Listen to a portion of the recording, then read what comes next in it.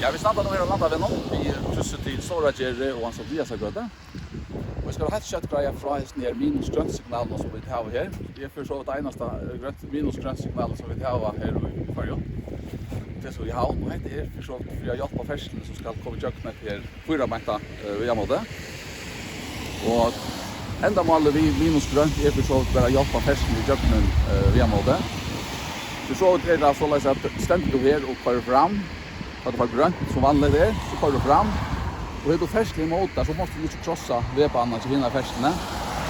Och i nätt färslarna så börjar du till att du fastsätter minusgrönsignal som egentligen är ett hjälpsignal som säger från att du färslan som kommer emot där över, som hon säger. Så kommer du fram i det grönt och färslan blir via kommer emot där, så börjar du. Nu är det minusgrönt, nu så man har löt att det skifta. Och tar du så fram, ta i kafé från Rejon till Gulf. Det är inte så att färslan stäcker och så tar du fram och till vänster. Så det är en hjälp till tickon som går till vänster. Andra kvart ska komma ut att landa vid någon. Så såg jag det ivrig till vänster här i det där. Så upp här. Det är ett ljudsignal vid en exi som